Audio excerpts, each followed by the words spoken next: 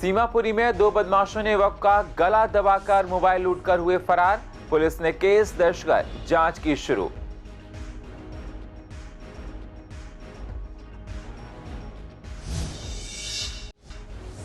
Rajiv Gandhi super speciality अस्पताल में बढ़ाई गई पहले से ज्यादा सुविधा। ऑक्सीजन और बेड अस्पताल में बढ़ाए गए। डॉक्टर का कहना, और देशों के मुकाबले भारत की इम्यूनिटी है मजबूत। दिल्ली पुलिस त्योहारों नए सालों को लेकर सजग। महिला कॉलोनी में चलाई गई मॉक ड्रिल। लावारिस बैग की मिली थी सूचना।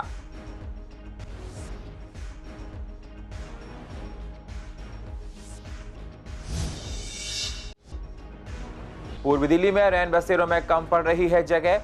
बहुत से लोगों को लौटना पड़ रहा है वापस। अलग से टेंट भी प्रशासन की तरफ से नहीं लगाया गया है।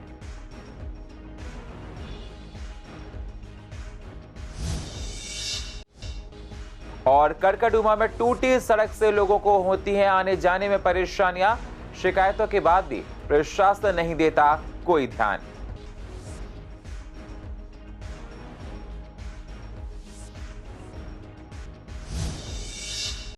नमस्कार, स्वागत है आप सभी का सीसीएन में। मैं हूं आपके साथ सुनील चौहान।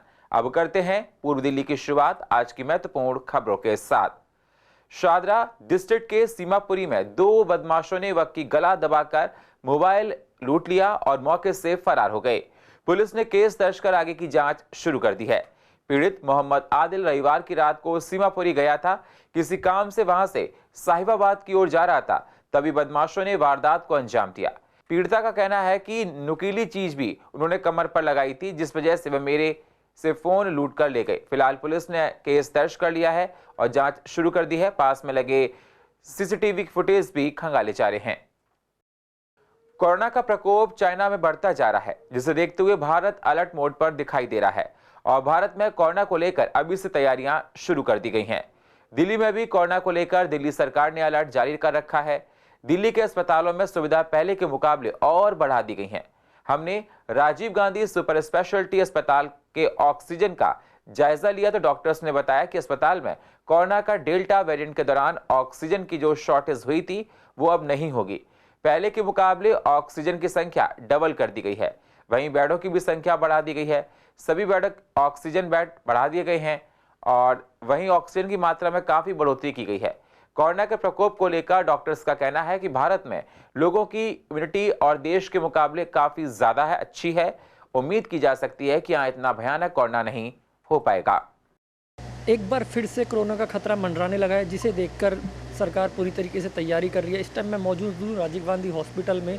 यहाँ ऑक्सीजन प्लांट की क्या क्षमता है, क्या कुछ यहाँ की तैयारियाँ जानते हैं यहाँ के डॉक्टर से?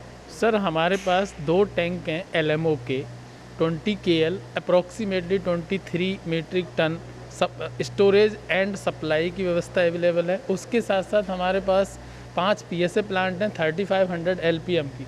उसके साथ साथ हमारे पास जो वेपराइजर सिस्टम है हमारा 30,000 LPM का है। हमारी during the second wave of Covid में जो हमारी कैपेसिटी जिस समय हाईएस्ट पीक पे गया था 15,000 LPM, इस बार हमारा 30,000 LPM की हमारे पास सप्लाई अगर ऑक्सीजन की नीड है किसी बेड पे, जैसे सारे बेड 600 बेड हम यूज़ करें तो हमारे लिए इजीली हमारे पास हॉस्पिटल में व्यवस्था अवेलेबल है। जैसे हम जो शुरू किए थे और स्पेसिफिकली अगर सेकंड वेव की बात करूँ तो हमारे पास में PSA प्लांट नहीं थे। ये जो 5 PSA प्लांट लगे हैं सेकंड वेव के बाद लगे, जब हमारे को वो क्राइसिस आया था। इससे हम 3500 लीटर पर मिनट ऑक्सीजन जनरेट कर सकते हैं। ये ऑक्सीजन जनरेटर्स हैं और वो टैंक्स हैं जो रिसीवर है, जो डायरेक्टली कनेक्टेड है। सेकेंडली जो लिक्विड ऑक्सीजन है वो हमारा मैक्सिमम कैपेसिटी जो था वो 10,000 लीटर तक हम स्टेप अप किए थे लास्ट टाइम। उसको अब हमने 20,000 लीटर के ऊपर स्टेप अप किया है। तो पिछली बार हमारा क्राइसिस ये लगभग 400 बेड के बाद शुरू हो गया था, जो हम अब डबल कर चुके हैं और PSA का अलग से कर चुके हैं। तो we will be able to run 650 bed with oxygen this time. We won't be having that kind of problem. Definitely लगभग 220 करोड़ वैक्सीन लग चुके हैं, जिसमें 26% पॉपुलेशन को थर्ड डोज भी लग रखी है। तो definitely it is going to decrease the severity. This virus may escape the immunity. ये जो वायरस है जो हमारी इम्यूनिटी उसको एस्केप कर सकता है। ये थे हमारे साथ राजीव गांधी हॉस्पिटल के डॉक्टर, जिन्होंने बताया कि पिछली बार डेल्टा के मुकाबले इस बार हॉस्पिटल ने डबल तैयारियां की हैं। ऑक्सीजन हो चाहे वो बेड की क्षमता हो, इस बार वो बढ़ा दी गई है। कैमरामैन नवीन के साथ अहरार चौधरी, CCN। पूर्वी दिल्ली पुलिस नए साल और त्योहारों को देखते हुए काफी सजग दिखाई दे रही है। पुलिस समय समय पर मॉक ड्रिल का आयोजन करती रहती है। शादरा जिले के गांधीनगर थाना इलाके के महिला कॉलोनी पुलिस ने एक मॉक ड्रिल की। पुलिस को 4:09 पर कॉल मिली थी कि एक लावारिस बैग पड़ा हुआ है जिसमें बम हो सकता है। पुलिस का दस्ता, कमांडोज और पुलिस के आला अधिकारी मौके पर पहुंचे और उस पर कार्रवाई की। पुलिस ने पूरा प्रोटोकॉल का पालन किया, जिसमें फायर ब्रिगेड की गाड़ी और एम्बुलेंस भी मौके पर पहुंची थी। 4:09 पे कॉल मिली थी कि महिला कॉलोनी फर्नीचर मार्केट में एक अनआइडेंटिफाइड बैग पड़ा हुआ है। इस कॉल पर हम लोगों ने, ये मॉक ड्रिल है, मैं पहले बता दूं आपको, और इस कॉल पर जो भी हमारी एजेंसीज होती हैं, bomb disposal squad, dog squad, fire brigade, ambulance, सबको इन्फॉर्म कर दिया गया था और सब लोग जिस जिस टाइम पे पहुंचे हैं उनका टाइम नोट किया गया है और हमारे साथ कमांडोज भी मौजूद हैं। और जिस तरह से एक प्रोटोकॉल के तहत, एक स्टैंडिंग ऑर्डर के तहत जितने भी इस तरह की कॉल्स होती हैं वो सारे फॉलो किए गए हैं। यहाँ पे बैग के चारों तरफ हमने सैंड बैग्स लगाए और टीम ने आकर बैग जो उसको खोला तो उसमें हमारे को एक IED भी मिली, जिसको हमारी बम डिस्पोजल स्क्वाड ने डिफ्यूज़ भी किया। और जिस पूरे एरिया को हमने बैरिकेडिंग किया हुआ है और पूरी हमारी गांधीनगर थाने की टीम लगी हुई है, क्योंकि यहाँ पे कंजस्टेड मार्केट है। ट्रैफिक क्लियरेंस के लिए और अपनी सेफ्टी एंड सिक्योरिटी जो शॉपकीपर्स हैं उनके लिए, और इस तरह से हम PA सिस्टम से अनाउंस भी कर रहे हैं ताकि रोड क्लियर रहे और जितनी भी फायर ब्रिगेड और एम्बुलेंसेज आनी है उनको एक क्लियर पैसेज मिल सके। हाँ, ये तलाशी की जा रही है। यहाँ पे CCTV फुटेज भी अवेलेबल है। उसके तौर पर हमारे जो IO साहब हैं वो उसको आइडेंटिफाई करके हम उसको भी पकड़ लेंगे। रैन बसेरे की अगर बात की जाए तो इन्हें बनाया जाता है उन लोगों को राहत देने के लिए जो सड़कों पर रहते हैं और बेघर हैं, जिससे कि उन्हें इस ठिठुरती सर्दी में राहत मिल सके। लेकिन कई रैन बसेरों में अभी भी सुविधाएं नहीं मिल पा रही हैं, या फिर रैन बसेरों में उतनी जगह नहीं हो पाती है कि कोई व्यक्ति आया है तो उसको जगह मिल सके। हालांकि सर्दियों के समय में रैन बसेरों में अलग से जगह बनाई जाती है क्योंकि इनकी संख्या में इजाफा होता है, लेकिन अभी तक टेंट भी नहीं लगाए गए हैं। यहाँ मिलता है हमको खाना 2 टाइम, सुबह चाय मिलता है, अच्छा। ब्रेड मिलता है, ठीक है। और पानी उनी की सब सुविधाएं नहीं है हमारे पास। सर्दी का टाइम नहीं, है। गर्म पानी नहीं मिलते हैं, तो गर्म पानी कहाँ से भैया ले आएंगे। पानी थोड़ा सा गर्म चाहिए हम लोग। रात में हम लोग का दिक्कत कुछ नहीं है, कमरा मिल जाते हैं। अच्छा। एक कमरा मिला है 3, और जिस गर्जर हैं वो सब ले लेते हैं अपना अपना के। मैडम अभी मुझे हफ्ता भर हुआ है, 1 हफ्ते 1.5 हफ्ते से ऊपर हो गया। अच्छा, तो दिन रात यहीं पर रहते हो? दिन रात नहीं मैडम, रात को खाली। दिन में जॉब पे जाता हूँ मैं। क्या काम करते हो आप? कैमरे का, CCTV कैमरे का। सुबह मैडम खाना टाइम से मिल जाता है यहाँ पर। अच्छा। सुबह चाय आ जाती है और दिन में खाना आता है, रात को भी खाना आता है। नहीं, बदल के मिलता है मैडम यहाँ। जैसे क्या क्या आता है रोज मेनू? कभी दाल आता है, अच्छा। दाल चावल, कभी रोटी आती, सब्जी आती है, आलू मटर की सब्जी आती है। यहाँ सुबह मतलब नाश्ता आता है, दोपहर में लंच आता है, रात को खाना आता है। हाँ, जैसे आते हैं तो कपड़े वगैरह भी मिल जाते हैं। गर्म पानी तो नहीं मिलता मैम। हाँ, क्या कहते हैं, आप एडजस्ट करना पड़ता है जी। दिन में जैसे आते हैं तो चले जाते हैं, मतलब कुछ देर के लिए आते हैं चले जाते हैं, लेकिन रात में रहते हैं। नहीं, वापस नहीं भेजते। जैसे बाई चांस बेड फुल हो गए तो ज़मीन पे ही, मतलब एक्स्ट्रा बिस्तर है तो ज़मीन पे लगा के वो लेट सकते हैं। हाँ, टेंट लगती है, 2-2 टेंट लगाए जाते हैं, उसी में शिफ्ट किया जाता है और अच्छी सुविधा है। अच्छा, अभी तो कोई ऐसी टेंट लगाई नहीं? अभी इस साल नहीं लगा है, हर साल जल्दी लगती है पर इस साल थोड़े कम हुए। मतलब अब लग रही है? वो पता नहीं, वो तो गवर्नमेंट प्रोसेस है भाई, क्योंकि वो यही हो सकता है कि यहाँ पे वो सीट, मतलब वो जो बेड है फुल हो गई होंगी इसकी वजह से। नहीं, उन्होंने तो किसी को मना नहीं किया जी, अब तक आए 10 बजे तक तो कोई आया नहीं, कोई टाइम नहीं। एंट्री का कोई टाइम नहीं जी, कितने बजे तक आ जाओ, कोई नहीं बैठ जाते जी। यही कोई 13, 14, 15 भी हो जा, कोई क्या करे जी, मजबूरी है हमारी भी। यहाँ और कोई व्यवस्था नहीं है? यहाँ कोई व्यवस्था नहीं। पूर्वी दिल्ली की सड़क की हालत बेहद खस्ता हाल है। हर कोई जानता है काफ़ी सड़क ऐसी हैं, क्योंकि इन बेहाल सड़कों से हर रोज़ हमारा आमना सामना होता रहता है। लीला होटल के सामने बनी सड़क पिछले कई सालों से बदहाल है। पेट्रोल पंप भी साथ में है, लेकिन सुध लेने वाला कोई नहीं। लोगों का कहना है कि यहाँ से गुजरना बेहद मुश्किल होता है, चाहे पैदल हो या बाइक पर हो सवार हो। साथ ही रिक्शा भी पलट जाते हैं और लोग चोटिल भी हो जाते हैं। लेकिन सालों से सड़क टूटी पड़ी है, आज तक मरम्मत नहीं की गई है। परेशानी क्या है, होटल का पानी है, सारा गटर बंद हुए, गटर बंद है, सारा पानी सड़क में फैल जाता है, लोगों को आने जाने की बड़ी दिक्कत होती है। वो पानी की वजह से भी है, फिर प्रशासन की गलतियाँ हैं, कोई दिखाई नहीं देता किसी को। पलटे जब देखा नहीं हमने, पर पलट भी सकती है, खड्डे हैं तो फिर कल भी जाएंगे। बहुत ज़्यादा अनदेखी है। बेसिकली पहले तो ये लगता था कि शायद ये जो यूनिवर्सिटी बन रही है इसकी वजह से प्रॉब्लम होगी है, लेकिन कोई ध्यान ही नहीं दे रहा है इस पर। यूनिवर्सिटी का तो काम अब ऑलमोस्ट ख़त्म सा ही है, लेकिन फिर भी यहाँ आप बारिश में देखो कितना पानी भर जाता है यहाँ पर। बाइक स्लिप होती है कई बार। अब ये बच्चा मैं रोज़ छोड़ने जाता हूँ, पिक एंड ड्रॉप करता हूँ, सुबह भी यहाँ पर ऐसा ही रहता है, शाम दोपहर में भी ऐसा ही रहता है। स्लिप हम तो बड़े आराम से निकालते हैं, जैसे टू व्हीलर स्लिप ना हो जाए। कई बार स्लिप भी हो जाते हैं, लोगों के टू व्हीलर स्लिप भी हो जाते हैं। ये तो जी कई महीनों से टूटी हुई है, सरकार बनाती है, फिर ये पानी भर जाता है, टूट जाती है। और इसका जो मेन जो सीवर की लाइन यहाँ पे लीकेज होती है, और ये होटल की सीवर लीकेज है। ये जो हाँ नहीं, बरसात का है नहीं, बरसात हुई नहीं है महीने भर से, तो बरसात का नहीं है, सीवर का पानी है, गंदा पानी है। यहाँ से लोगों को निकलने बढ़ने में बड़ी दिक्कत होती है, छींटे आते हैं गंदे पानी के, और ये सड़क का सत्यानाश हो जाता है। होटल लीला वालों का सीवर लाइन ओवरफ्लो है, उसका कारण है, मेन कारण। सिखों के 10वें गुरु गोविंद सिंह के जन्म दिवस को प्रकाश पर्व के तौर पर मनाया जाता है, जो कि 29 दिसंबर को है, जिसके लिए गुरुद्वारों में तैयारी पहले से ही शुरू हो जाती है। लेकिन इस बार गुरुद्वारों में इससे अलग दिन पर मनाया जा रहा है, जहां विवेक विहार के गुरुद्वारे में प्रकाश पर्व 31 दिसंबर की रात को मनाया जाएगा और सारी संगत मिलकर इस दिन को बड़े उत्साह से मनाएंगे। वहीं झिलमिल गुरुद्वारा के ज्ञानी जी का कहना है कि वो इस पावन पर्व को 8 जनवरी को मनाए, क्योंकि आज यहाँ सहबाजदों का शहीदी दिवस मनाया जा रहा है और उसके तुरंत बाद गुरु गोविंद जी की जन्मदिन मनाया जाएगा, इसलिए वो लोग बाद में इसको मनाएंगे। जिस तरह डेट बाई डे ਹੁੰਦਾ, जिस तरह किसी गुरुद्वारा साहब ने सैटरडे ਨੂੰ मनाना कि संडे ਨੂੰ मनाना, सारी संगत एक जगह ਤੇ नहीं जा सकती, इस करके ਜਿਹੜਾ है उस हिसाब ਨਾਲ ਅਸੀਂ 8 ਨੂੰ मना रहे हैं इस ਥਾਂ ਤੇ।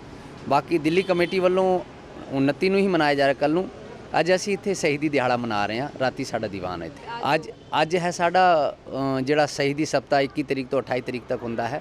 ਗੁਰੂ ਗੋਬਿੰਦ ਸਿੰਘ ਮਹਾਰਾਜ ਜੀ ਦਾ ਸਾਰਾ ਪਰਿਵਾਰ ਇਸ ਇੱਕ ਹਫ਼ਤੇ ਵਿੱਚ ਜੋ ਸ਼ਹੀਦੀਆਂ ਹੋਈਆਂ ਨੇ, 4 ਸਾਹਿਬਜ਼ਾਦਿਆਂ ਦੀਆਂ ਸ਼ਹੀਦੀਆਂ, ਮਾਤਾ ਗੁਜਰ ਕੌਰ ਜੀ, ਹੋਰ ਬੇਅੰਤ ਸਿੱਖਾਂ ਦੀਆਂ ਸ਼ਹੀਦੀਆਂ, 5 ਪਿਆਰਿਆਂ ਦੀਆਂ, ਉਹ शहीदी सप्ताह ਜਿਹੜਾ है आज समाप्त हो रहा है।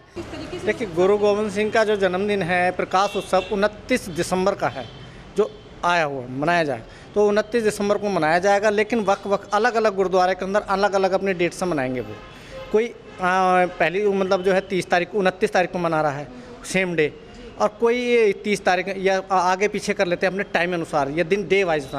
तो हम मनाएंगे 31 दिसंबर। उत्साहित होते हैं गुरु गोविंद सिंह का प्रकाश उत्सव मनाने से। 4 साहब जिन्होंने अपना सर्वंश दान कर दिया, मतलब इस धर्म के खातिर, देश की खातिर, इस देश के ऊपर मतलब धर्म के खातिर अपना सब कुछ उन्होंने कुर्बान कर दिया। 4 साहिबजादे, उनके बच्चे निक्के निक्के बच्चे थे, वो साहिबजादे मतलब शहीद हुए हैं। तो हम जो है उनका बड़ी धूमधाम से, बड़ी श्रद्धा से जो 31 दिसंबर की रात को गुरुपर्व मना रहे हैं। आज तो बेटा जो छोटे साहिबजादे हैं ना, जो शहीद थे माता गुजरी, उनके लिए अपना मना रहे हैं, उनका दिवस मना रहे हैं। हाँ, तो भंडारा वगैरह होने, हाँ आज भंडारा भी है और बच्चों का प्रोग्राम भी है। कल गुरु गोविंद सिंह का जन्मदिन है, कल तो नवरात्रि शुरू है। उसके सुबह 9 बजे जैसे पाठ का भोग पड़ेगा, तो चाय वाय होगी। उसके बाद फिर हमें 6 तारीख को अखंड पाठ रखा जाएगा। दिल्ली प्रदेश सफाई मजदूर यूनियन की तरफ से जगतपुरी इलाके में स्वागत समारोह का आयोजन किया गया। इस कार्यक्रम में कृष्णनगर विधानसभा के सभी 4 वार्डों में बीजेपी की शानदार जीत पर दिल्ली बीजेपी प्रदेश के कार्यकारी अध्यक्ष वीरेंद्र सचदेवा, पूर्व दिल्ली के सांसद गौतम गंभीर के साथ ही बीजेपी के शादरा कार्यकारी अध्यक्ष लता गुप्ता, जिला के सभी ब्लॉक अध्यक्ष और नवनिर्वाचित निगम पार्षद को सम्मानित किया गया। इस मौके पर गौतम गंभीर ने कहा कि दिल्ली आज साफ और स्वच्छ हुई है, तो उसमें सफाई कर्मचारियों का सबसे बड़ा योगदान है। गंभीर ने कहा कि सफाई कर्मचारियों की कड़ी मेहनत की वजह से आज दिल्ली साफ हुई है। गौतम गंभीर ने सफाई कर्मचारियों को संबोधित करते हुए कहा, सफाई कर्मचारियों की समस्याओं के समाधान के लिए वे हमेशा मौजूद रहेंगे। बात करने आया हूँ। जिस तरीके से उन्होंने हमारे को समर्थन दिया, हमारे चारों निगम पार्षदों को जिताया यहाँ पर, वो अपनी शक्ति पहचानते नहीं हैं। जिस तरीके से पुलिस कर्मचारी होते हैं उसी तरीके से सफाई कर्मचारी है। दिल्ली में जब भी ये बात होती है कि देखिए कितना कूड़ा है, लेकिन ये नहीं दिखाया जाता कि कितनी सफाई भी है कई जगह। तो ये इन्हीं की देन है कि दिल्ली आज जितनी भी साफ नज़र आ रही है। तो मुझे विश्वास है कि हम इनके साथ खड़े रहेंगे। जो भी इनको किसी चीज़ की ज़रूरत होगी हम इनकी ज़रूरतों को पूरा करेंगे। पूर्व दिल्ली में दिल्ली पुलिस और दिल्ली क्रिकेट एसोसिएशन के बीच मैच हुआ है, जिसमें दिल्ली पुलिस की टीम 49 रन से मैच हार गई है। दिल्ली क्रिकेट एसोसिएशन ने 172 रन का स्कोर रखा, लेकिन दिल्ली पुलिस की टीम इस पूरे मैच में 123 रन पर ही आउट हो गई। इसमें DCP 11 उनके खिलाफ जो डिफरेंटली एबल्ड जो चिल्ड्रन है उनकी एक टीम, 2 क्रिकेट टीम बनाकर उनके बीच में जो मैच चल रही है, इसमें DCP सत्य सुंदरम शागरा जो मैं भी खेल रहा हूँ। ये मैच जो नेशनल स्पोर्ट्स क्लब जो NGO है उनकी तरफ से, दिल्ली पुलिस की तरफ से हम मिलकर ये ऑर्गेनाइज किया गया है। इसमें एक और एक NGO भी जो सम्मान फाउंडेशन है, पहले से हमारे साथ दिल्ली पुलिस के साथ जो जुड़े हुए हैं। कई सारे जो स्लम चिल्ड्रन का, डिफरेंटली एबल्ड जो बच्चे का जो एजुकेशन, बाकी उनका जितने भी जो मदद के लिए हम मिलकर जो काम कर रहे हैं, उनकी मदद करने के लिए, सपोर्ट करने के लिए चैरिटी मैच हमने ऑर्गेनाइज किया गया है। आज उसका मैच चल रहा है, ये 2020 मैच है। इसमें ऑलरेडी एक इनिंग्स हो चुका है, दूसरा इनिंग्स सेकेंड DCP 11 अभी बैटिंग करने वाला है। मतलब हर आदमी तो अब देखो इतना 20 ओवर में तो काफ़ी इन्होंने 170-180 प्लस रन इन्होंने मार दिया। काफ़ी इन्होंने रन मार रखा है, छक्का मार रखा है। देखते हैं, दिल्ली पुलिस भी किसी में कमी नहीं है, हम भी कोशिश करेंगे। लेकिन ये तो जीत तो दोनों का है, दोनों टीम का है।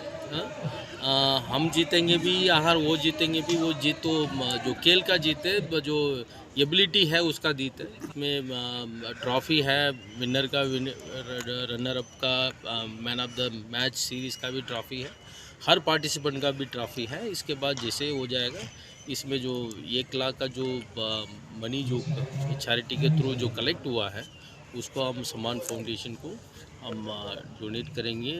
घरेलू कलह के कारण से एक युवती ने पति के साथ रहने से इनकार कर दिया। इससे नाराज होकर पति ने उसके नाम से फेसबुक ID बना दी।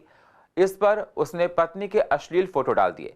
उसके बाद इसका लिंक उसके परिवार के सदस्यों को भेज दिया। इस पर पीड़िता ने साइबर थाने में शिकायत दी। पुलिस ने FIR दर्ज कर आरोपी की तलाश शुरू की। पीड़िता परिवार के साथ कल्याणपुरी इलाके में रहती है।